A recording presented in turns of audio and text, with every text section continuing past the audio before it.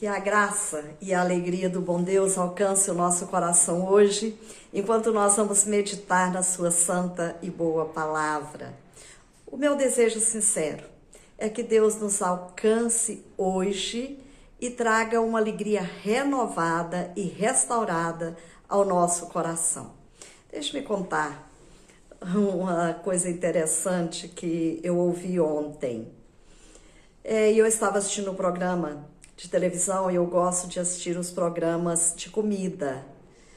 E ontem eu assisti um bem curioso. Era um concurso. Havia pessoas ali que estariam passando por uma prova e seriam aprovadas ou reprovadas, dependendo do bolo que elas apresentassem.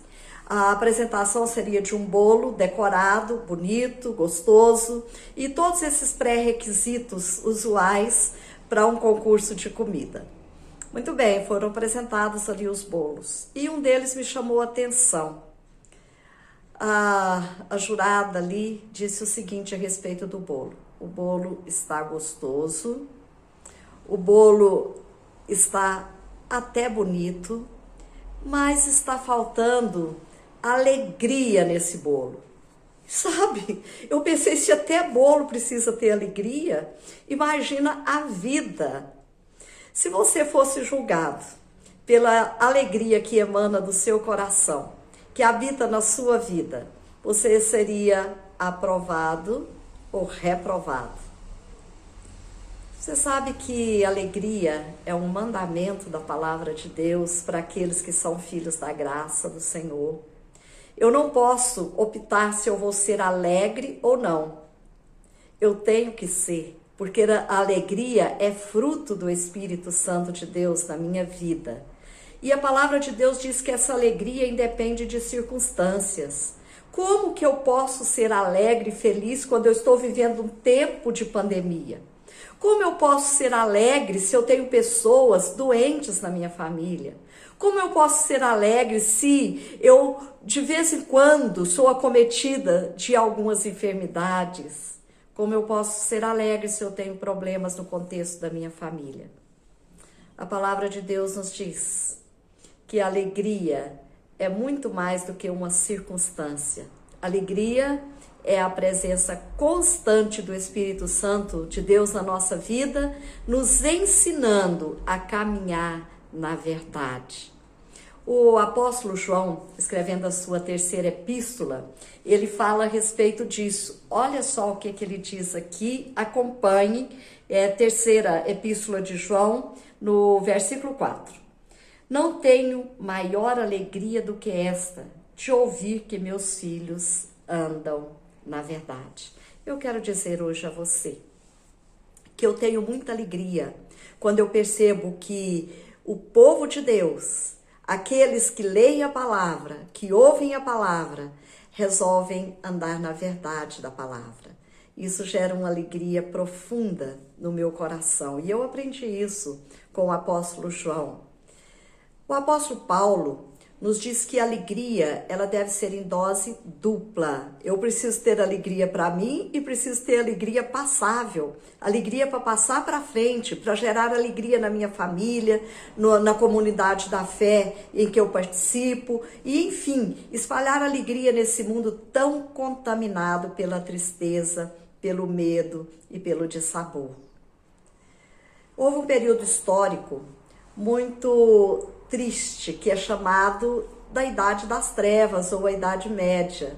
Nesse tempo, a própria igreja dizia que a alegria era sinônimo de falta de temor a Deus e que o riso podia demonstrar que uma pessoa não era de fato cristã e não conhecia a palavra de Deus e as coisas de Deus.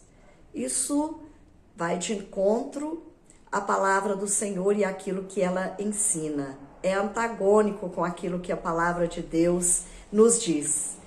Humberto Eco no seu livro O Nome da Rosa, que depois virou também um filme bastante conhecido, ele retrata isso com muita clareza. O filme é sombrio do começo ao fim, retratando uma época em que o riso não podia acontecer, que a alegria era proibida.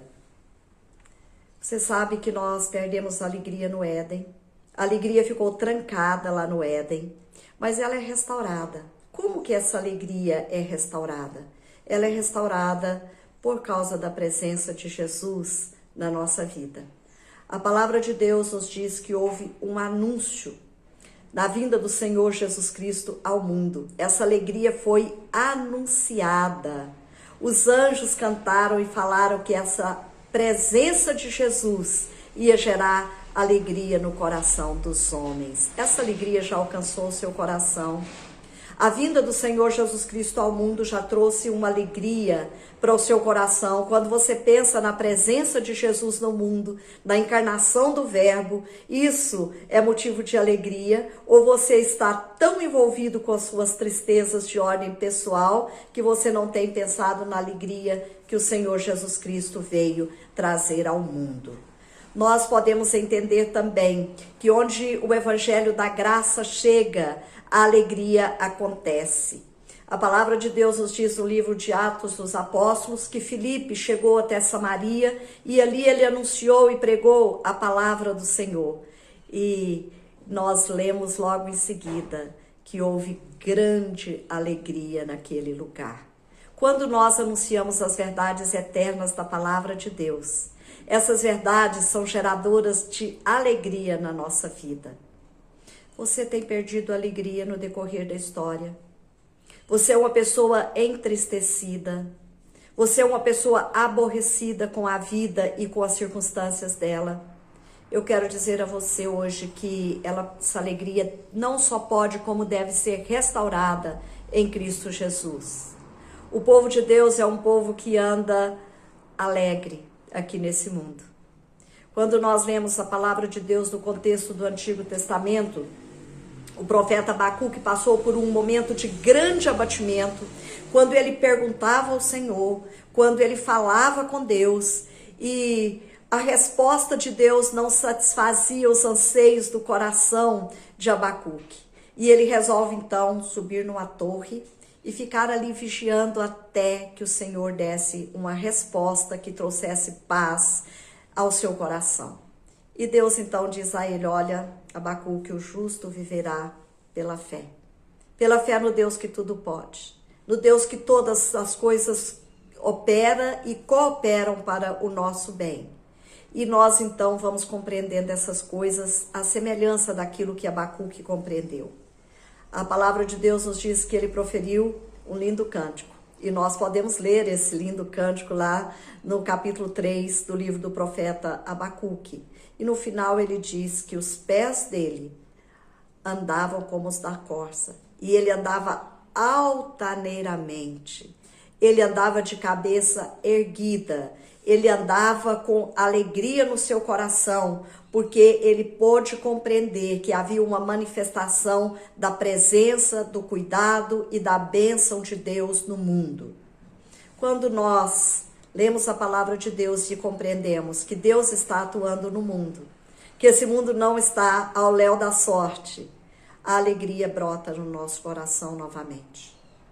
Quando nós entendemos que Jesus Cristo é o Verbo encarnado de Deus, que veio ao mundo para gerar alegria no coração dos homens, quando nós entendemos essa verdade eterna, ainda que as circunstâncias sejam adversas, sejam complicadas e difíceis, nós sabemos que Jesus está presente e é Ele quem gera alegria na nossa vida.